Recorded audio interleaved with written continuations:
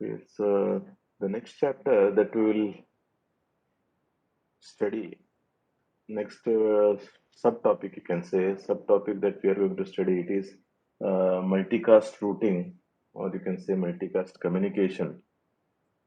In the previous class, we have finished three topics. One is DHCP, that is Dynamic Host Configuration Protocol, then NAT, Network Address Translation, and one more, what is that? Mobile IP. So these three things we have finished. So whether you have any doubts in those things, whether you have any doubts in DHCP, Dynamic Host Configuration Protocol, so why it is required, right? And all. Any doubts are there in it? Any doubts? So there you need to know what is a private IP and what is public IP, right? So private IP, you can just give any number of IPs, okay? Any number of IPs, yeah. So this DHCP, so it is you can say a next version of boot key protocol. It is a new next version of boot key protocol. So this DHCP works on client server model. Okay. So this NAT is not a client server model. NAT works at IP layer, whereas DHCP works at application layer. Please, you need to remember them, right? So whichever protocol that works at application layer, so they will have port numbers. So with the port numbers, you know them, right? Which are the port numbers used by DHCP? Port number? Yes, the port numbers used by DHCP client and server 67 and 68. You need to remember them, right? Because such questions will be asked in your normal technical interviews, right? So this DHCP, it works at application layer. You need to remember that. So which protocol works at which layer? So these are the normal questions that are asked. So can you just tell me ICMP protocol where it works?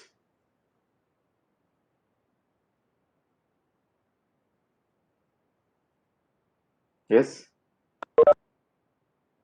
Anybody? ICMP protocol, where does it work? Or let us say ARP protocol, in which layer it works? Yes?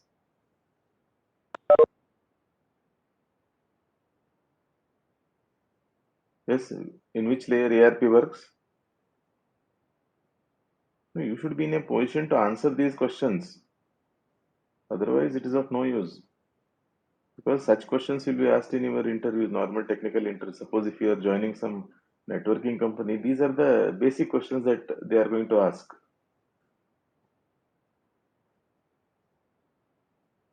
Yes, in which layer ARP works? Network layer, sir. Good. Then ICMP.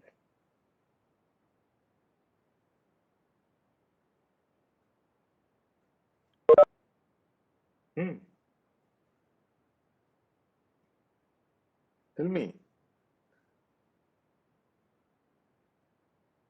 And this one, NAT works at which layer? Network address translation. It works at which layer? See, one thing you remember, if there are fixed port numbers, so then they work at application layer. They work at application layer, right? So for this, what is that? DHCP, so there are port numbers 67 and 68. So that is why it works at application layer. So whereas, so for this network address translation, so it doesn't have any fixed port. So it is just address translation. It is okay. It is just address translation. So what is the address translation there? How the address translation takes place? Private IP addresses are converted into public IP. Okay, multiple private IP addresses. Okay, within an organization, multiple private IP addresses within an organization are converted into public IP address with that device. That device is called as NAT translator, address translator. Okay. Okay. So then on the same lines, this DHCP also works, right? Because so that was the initial solution for overcoming the problem due to IPv4. Okay, so within an organization, for you can have any number of hosts. So for those hosts can be assigned some private IP addresses. Okay, because they are not. So these IP addresses they are for internal management. They are not visible outside. For the outside, you are just projecting only one IP address. Okay, that means one public IP address is shared by multiple private IP addresses within an organization. So that you can say. Okay. So that's how natting also takes place, right? So whenever you are converting with the outside world, every private IP address it is converted to public IP address, right? So then, as far as mobile IP is concerned, how actually a user, whenever he is moving, so still he is able to have internet connectivity. So how it is possible? You have seen. So there is a home agent, there is a foreign agent, right? Okay, so whenever anybody is calling the person in the home agent, by chance if he is in some other location, then what happens? So the home agent will be knowing where the his customer is. So through the foreign agent in that site. Okay, so the foreign agent will give the information to the home agent that so currently your customer is in my location. So whenever the home agent receives a request from anybody, so then it for through the foreign agent it forwards the request, right? And then use through with the help of the foreign agent in that location, the customer will be able to communicate. Okay, so these things we have discussed in the yesterday's class, right? So still, if you have any doubts, you can ask, right? Before we proceed to this multicast routing. Yes, any doubts? Please speak out. If you don't have any doubts, you tell, no, we don't have any doubt, I can proceed. Yes, any doubts? No, sir. No, sir. Okay, fine. Sir. Okay, so next moving on to multicast communication. As you know, so if you just consider broadcasting, in broadcasting, what happens? So whatever one is speaking, so it is received by everybody. Okay, everybody, all, one to all, right? One to all. So this multicasting is one to many. Many in the sense, not all, only a group, right? So this multicast communication, now you just see this figure. So if you understand the concept, it is very easy to understand further things. Now you just see here, I have the source. S is the source. Okay. S is the source. Now this source wants to send information to all the hosts which belong to group 1. Okay, so there are three groups here. So G1 is one group of hosts. So G2 is another group of hosts. So G3 is another group of hosts, right? So there are three groups here. Okay, these three groups. See G1. So this is one group of hosts. It is one group of hosts. So that group of hosts are connected through LAN.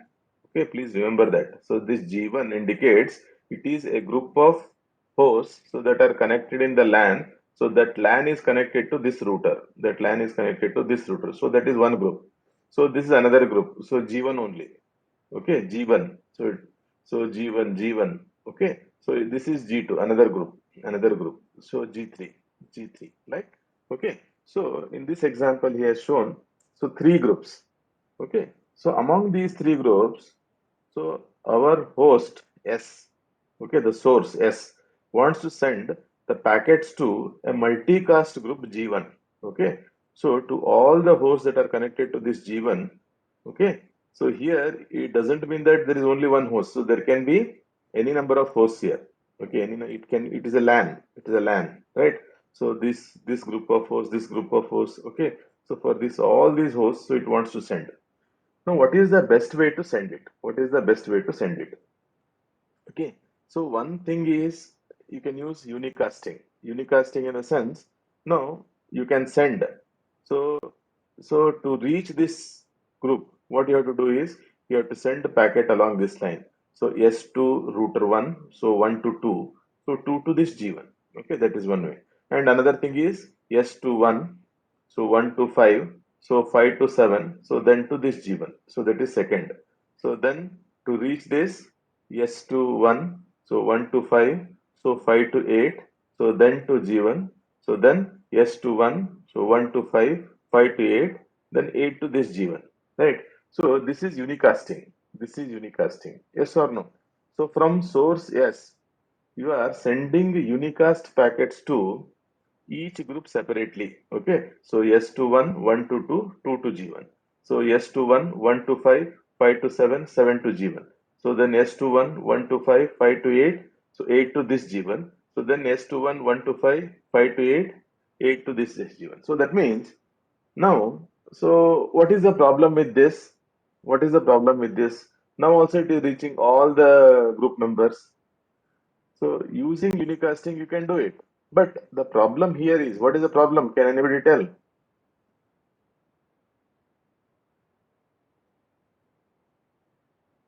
Yes, what is the problem in this case? Yes, tell me. The problem here is, see how many times the packet is copied. Okay, this link, especially this link S21, so it is used four times. It is used four times. Okay, so one time to send to this group, another time to send to this group, third time to send to this group, fourth time to send to this group. Okay, so this link between S2 1, so it is used four times. So like this, so and this link it is used three times. So this one 1 to 5, so this is used three times. 1 to 5 it is used for this group, 1 to 5 it is used for this group, 1 to 5 it is used for this group, like that. Okay, that means that bandwidth is simply wasted. Are you getting my point? So the bandwidth is simply wasted. Now, so this multicasting, it especially aims at reducing the usage of bandwidth. So again, it is resource optimization. Okay, bandwidth is a resource, right? So resource optimization. So what is the best way? What is the best way to send a multicast packet to all the members of the group, right?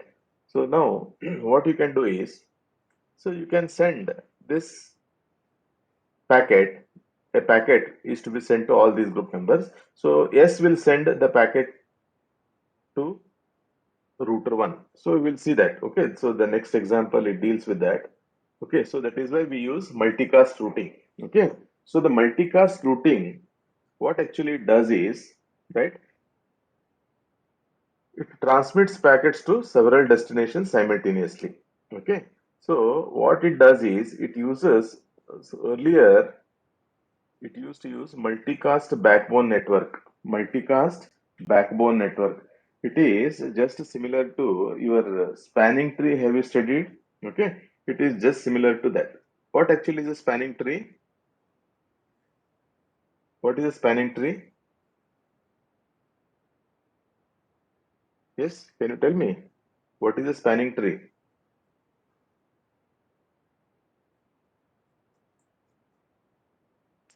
Hmm? Hello. I am waiting for your response. What is a spanning tree?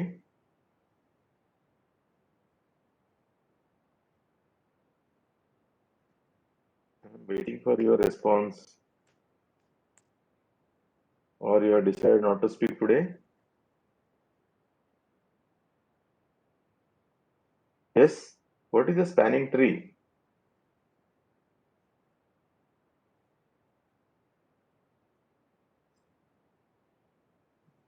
Okay, fine. So this S as source, okay. So with S as a root node, so you develop a tree, okay, you generate a tree. So connecting all these routers which connect to this G1, which connect to this G1. Okay, there should be no loops because it is a tree, so tree doesn't have loops, right? So the redundant extra links you can remove, right? So retain only those links so that connect to the whichever group you want. Okay, so that becomes a spanning tree, right? See, now this is what is, okay, here we use the basic what you can say the algorithm or routing protocol that is used is reverse path broadcasting. Okay, reverse path broadcasting. Okay, so this reverse path broadcasting, what it does is set off. It contains, okay, reverse path forwarding. It is a set of shortest paths to source S forms a tree that spans the network.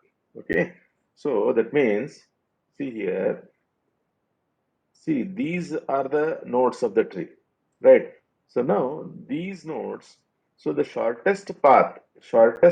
path from these nodes, okay, so 2, 5, 7, 1, 4, 3, okay, these nodes, shortest path of these nodes. So from this S, okay.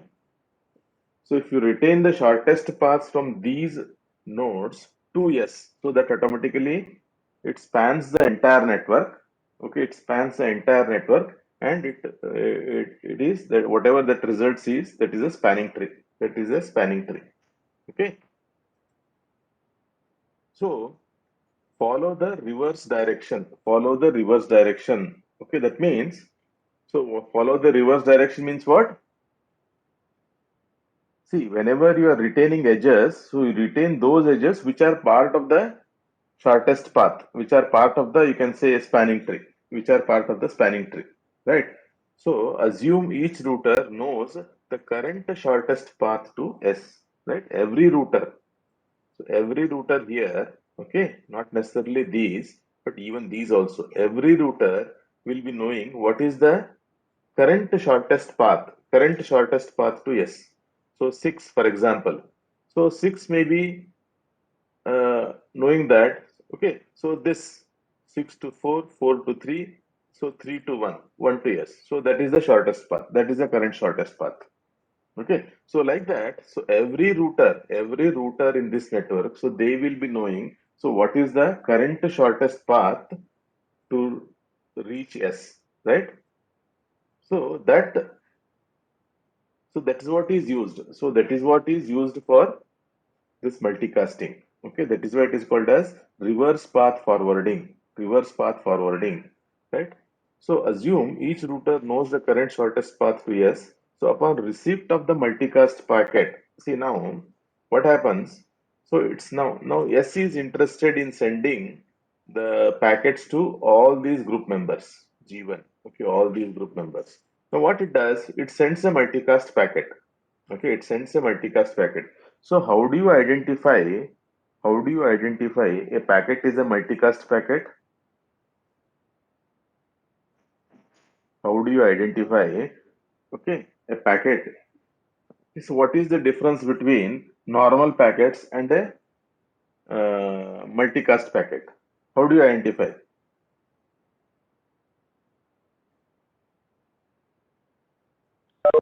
Yes, anybody? How do you identify a given packet is a multicast packet?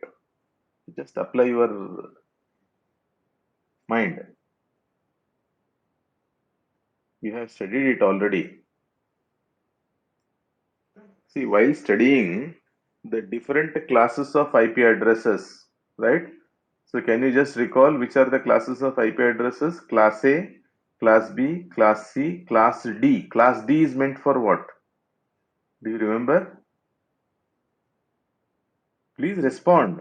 Class D is meant for what? Class D is meant for Multicast. multicasting. Yes. Yeah, so class D is meant for multicasting. Okay, so how actually class D you identify? So because first three bits are 1 and the next bit is 0. 1 1 1 0. Okay, so the prefix, okay, for the class D is 1 1 1 0. Okay, so whichever packet is having first three bits as 1 1 1 and 0, so then that packet, it is a multicast packet. That packet is a multicast packet. Is it clear? Okay, so based on that, you can determine, and every group is identified by some address. Okay, within that only. So then group one, so the last bit may be one. So then for group two, so 1 0.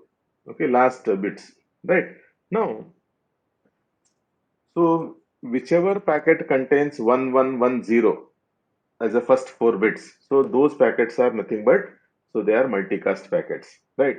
So whenever a router receives a multicast packet, please try to understand this. We are discussing this reverse path. We are discussing this reverse path broadcasting, right? See, whenever a router, so this router, what it does, it receives a multicast packet from S. Now, what it does is, it checks whether this packet has arrived on the same path which this router would have used to send the information to S. Yes or no? Are you getting my point? So whenever, suppose I receive a packet, assume that I am a router, I receive a packet, right? So once I receive a packet, multicast packet, so I will check on which port it has come. Okay, so it has come on the same port which I used to forward packet to source S. If it is so, then what it does, it makes copies of this incoming packet, multicast packet, and puts it on all the outgoing lines. Is that clear? If the multicast packet, if it has arrived on a particular port which the router would have used to send the packet to that particular source, right? That means if the packet has come on the shortest path, if okay, to that particular source, so then this router copies the incoming packet and puts it on all the outgoing ports. Is that clear?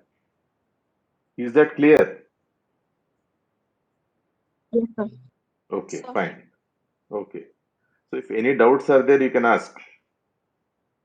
See that upon the receipt of a multicast packet, router records the packet's source address, right? And the port it arrived on, port number, because the router is connected to LAN. Okay, so the port on which it arrived.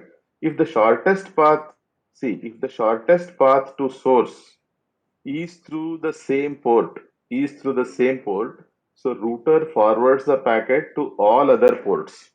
Please remember this. Okay, so this router 1, it has received a multicast packet from S. So there is a port here. Okay, it notes down the on which port it has come. Whether the same port one uses to send the information to S. If it is so, that means this. So let me unlock it.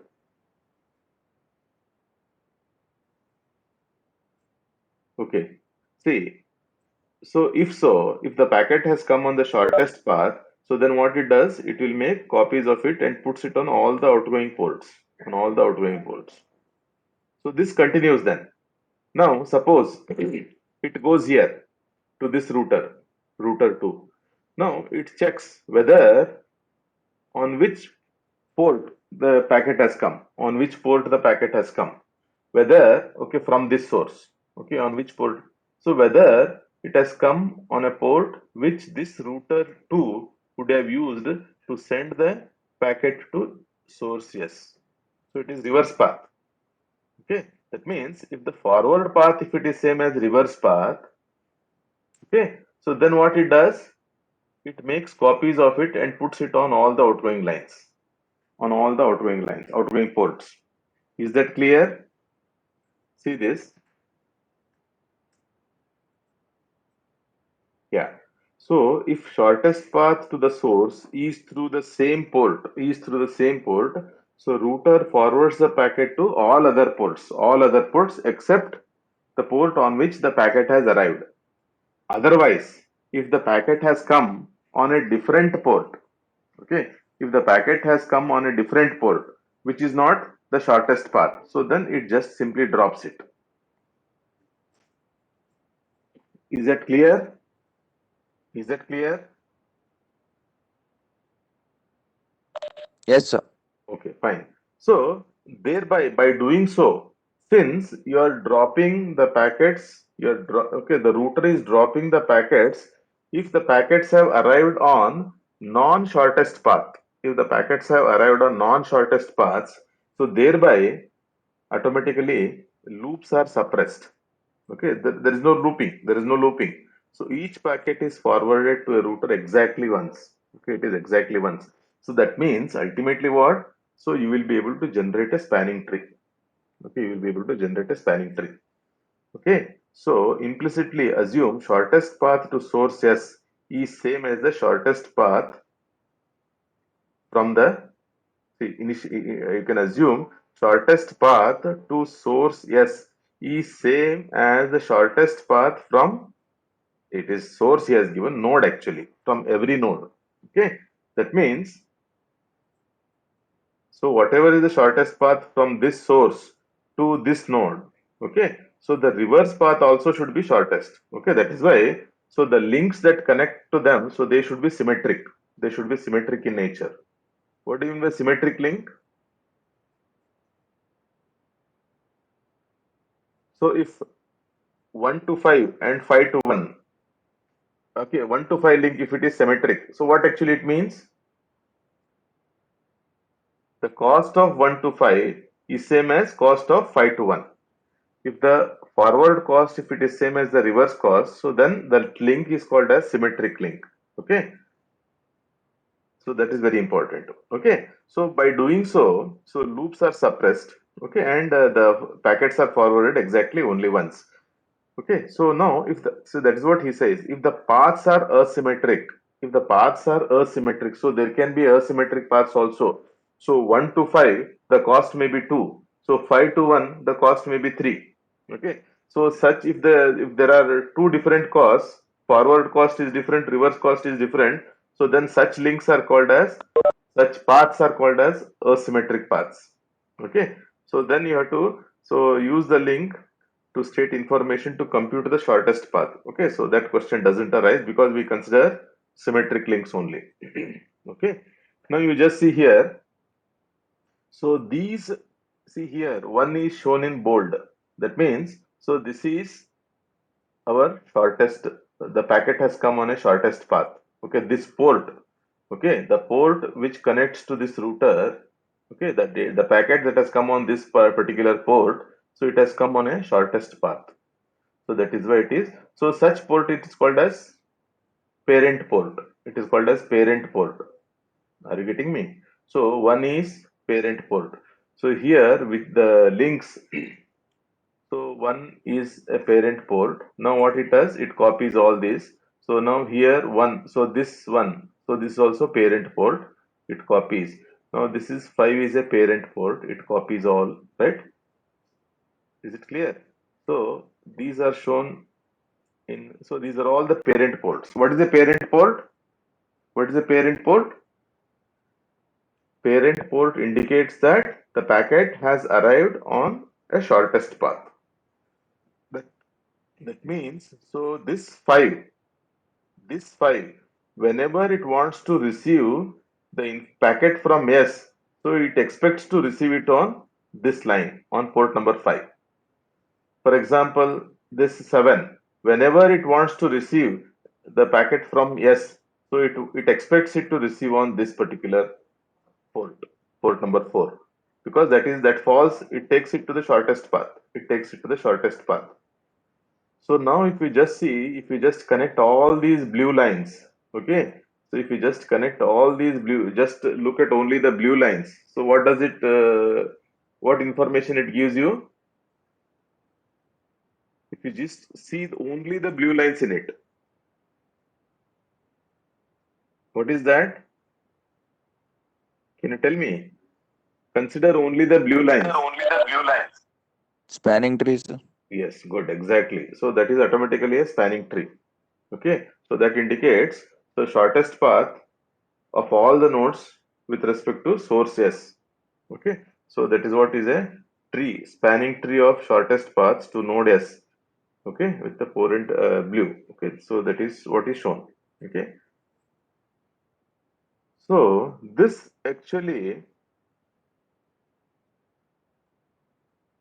has some problem here. Now let us discuss that. Now what happens? See here.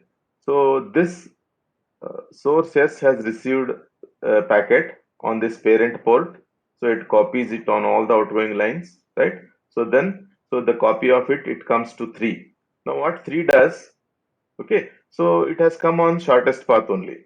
So what 3 does, 3 copies it because it has come on the shortest path and copies it on all the outgoing lines, okay? So it enters this group also, yes or no? So it comes to G3 also. Why it should come to G3?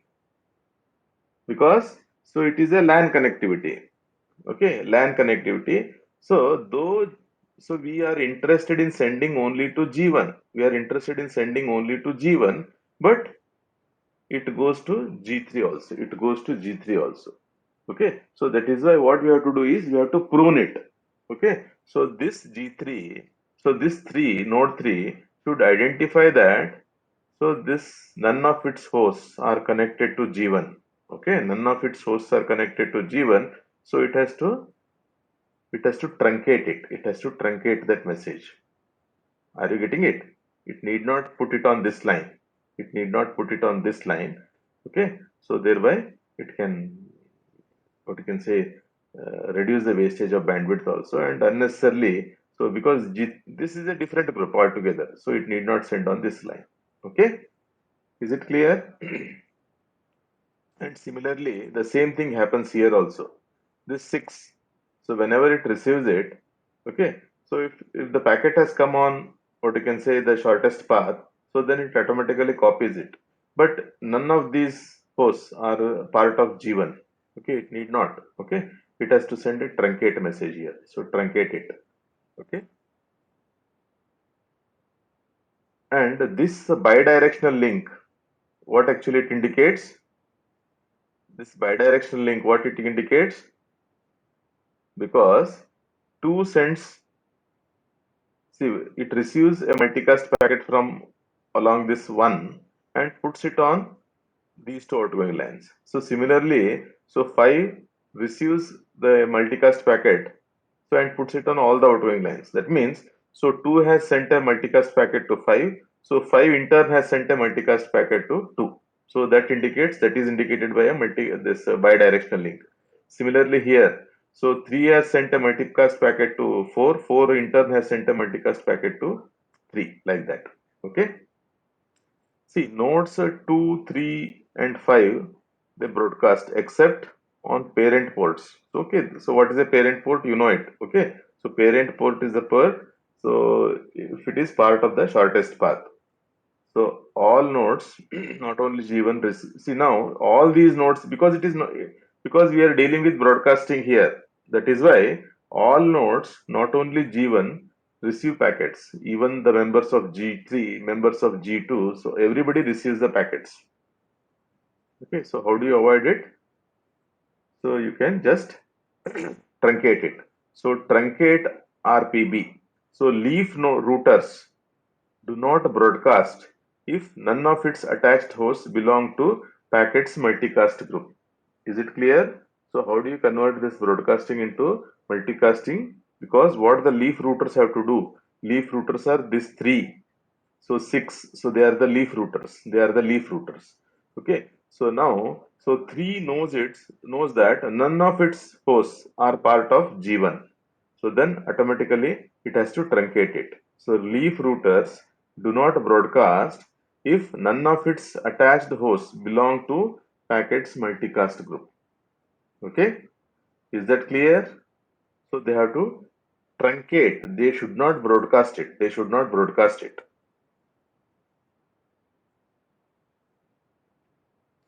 So next we move on to the protocol with respect to this, that is IGMP protocol, Internet Group Management Protocol. See, this group management protocol, what it does is, right, so it is just like a routers. What they do, okay, so they just keep on broadcasting. Okay, so asking the hosts to indicate their groups, asking the hosts to indicate their groups. If you just see here, okay, so these are the routers. So these are the routers and hosts are connected to them. So these routers So they will be sending, they will be regularly, they will be sending or rather broadcasting. Okay. So IGMP, what you can say query, IGMP query, Internet Group Management Query, right? So that query, it is a query that means asking these hosts to indicate, so to which group they belong, to which group they belong. Okay, so to which group they belong. So to that IGMP query, these hosts will respond. These hosts will respond. Okay, so that response will contain the group information, right? So every host will indicate so to which group they belong. Okay, if they are part of the group, they will indicate. Otherwise, they will not respond. They will not respond.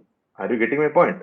Okay. So this IGMP protocol, what it does is, every router will regularly see each multicast router periodically sends an IGMP query message to check whether so there are hosts belonging to multicast groups.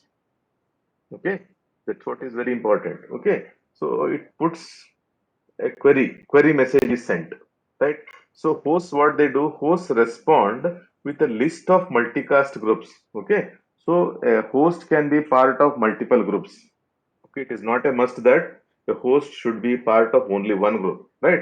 If a host is a part of multiple groups, so then for the request, for the query, these hosts will respond with a list of multicast groups, so to which they belong.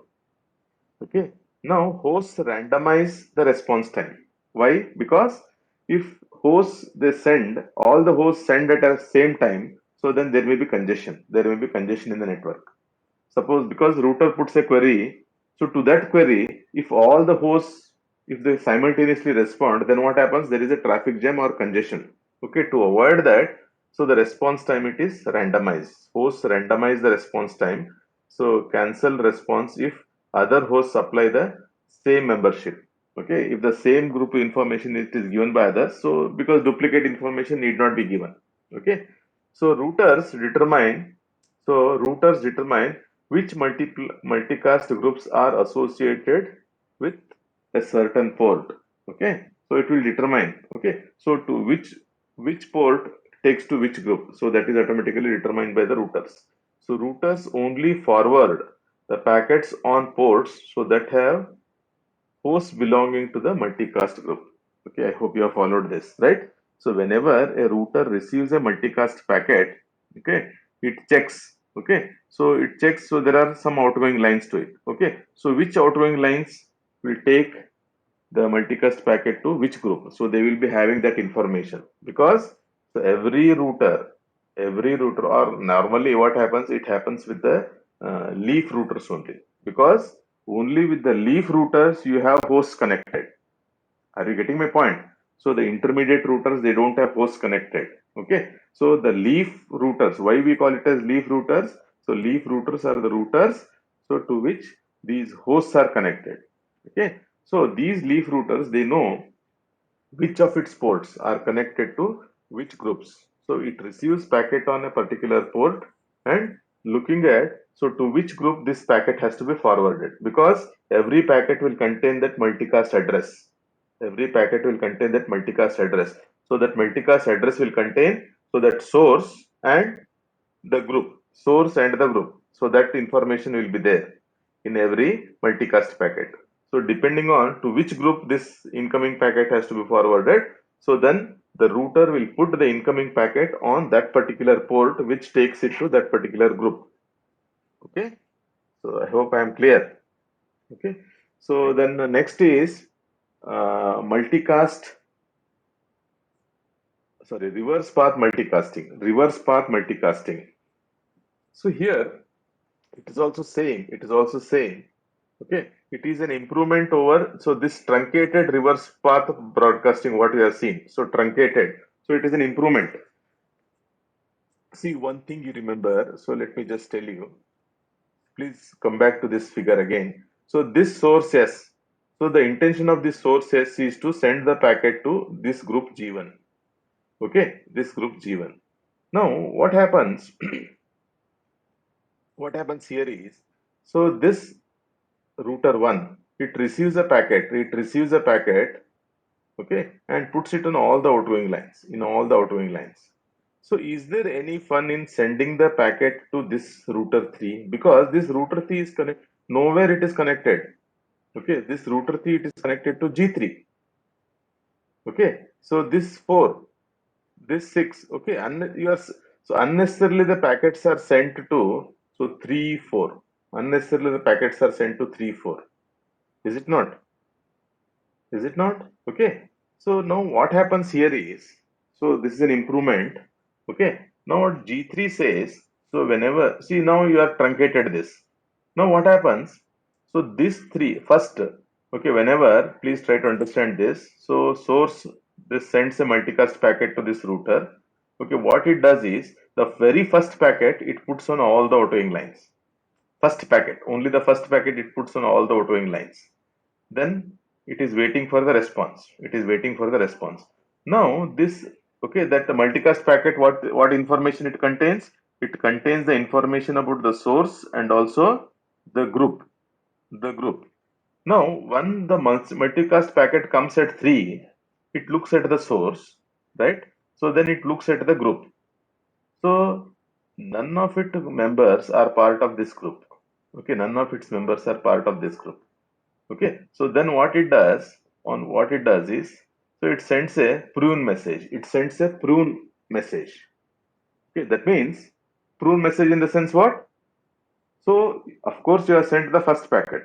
So further packets you please don't send, because none of my hosts are part of G1. So that is what is the meaning of pruning. See here, each leaf router, please try to understand this. Each leaf router has no hosts that belong to its group on any of its ports. So they send a prune message, right? Leaf routers, when they receive an incoming first packet, only they receive the first packet. After receiving the first packet, they know so to which group this has to be forwarded. So none of its hosts they belong to that group. Okay, what it does is, so that is why it sends a prune message to upstream router. Okay, upstream router. So upstream router in the sense what? The router above it. Okay, so this group will send upstream, okay, to this. So this in turn will send prune message to this. Okay, so that is what is upstream. Okay, so prune message to its upstream router to stop sending the packets to S, G. Okay, is it clear? So upstream routers that receive prune messages from all its downstream routers then send prune message to upstream router. Okay. Now suppose I am a router. Right. Now what happens? I have received a multicast packet. Okay. Now what I will do? I will forward it on all the outgoing lines. First packet. So now, so since none of the outgoing lines they are connected to the group, so they send prune message to me. So since I have received a prune message from all the outgoing lines, what I will do in turn, I will send a prune message to the next router from where I have received the multicast packet. Okay, so that's how it is. It is cascading kind of thing. Okay, is it clear? So upstream routers that receive the prune messages from all their downstream routers, so send the prune message to its upstream router. So prune entries in each router have finite lifetime. So pruning is lifetime. So now suppose a host maybe assume that a particular host currently it is not part of G1. Okay, so it has sent a prune message.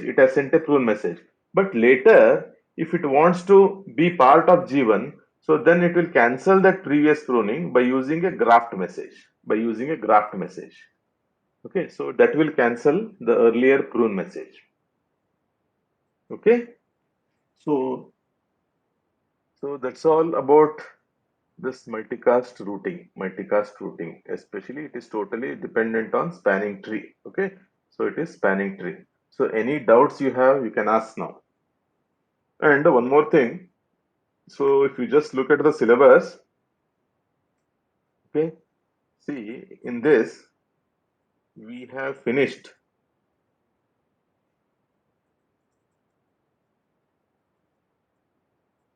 Okay, so this part is over, chapter 1, chapter 2, and under this chapter 3, so internet routing protocols, that is RIP, OSPF, and all we have seen. So the multicast routing is over today, DHCP, NAT, and mobile IP. So these things are over, right?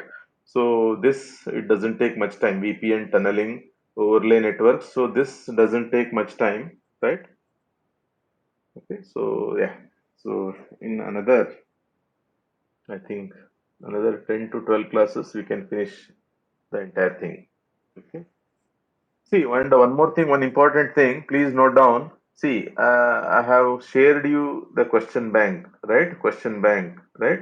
So, latest by next Saturday, today it is Saturday, latest by next Saturday, all of you have to submit those answers to those questions neatly, right? Neatly written, scanned copy, you have to submit it to me. So that will be part of your CTA. That will be part of your CTA. So if you don't submit by Saturday, right? So definitely you are going to lose your CTA marks, right? So 1 week time is there, right? So now only you start writing. So I think there are around how many questions? How many questions are there? How many questions are there in the question bank that I have given? 24? 24, sir. 24 Yes, questions, sir. right? So start writing answers from now only, right? So latest by next Saturday. So it is a hard deadline. Please don't later on request for extension of time. No, I am not going to extend in any way, right? So please start writing from today only, right? So and complete them. So answer all the 24 questions neatly. It is for your benefit. Okay. So don't consider it as a burden. So while writing, if you understand it right, so then definitely it helps you in the examination, right? So by next Saturday, all of you have to submit so those answers for those 24 questions. Okay, it is a hard deadline. Take it from me, right? So if anybody submits later, so definitely I'm not going to consider, right? Okay, so any doubts are there in so far whatever we have discussed, multicast routing or DHCP or RIP or sorry NAT or mobile IP? Any doubts? Yes, Ashish, are you there? Yes, sir. Any doubts? No, sir. No. Multicast routing, is it clear? Yeah, Multicast yes. routing. Hmm? See, these Yes, sir. things are very, very important from the point of view of your interviews, technical interviews. So these port numbers, in which layer the service is offered. So these things are very, very important, right? So anything you want to ask? Any clarification regarding the assignments and all, right? So write the assignments neatly, completely. Yes, sir. Okay, fine. Okay. So thank you.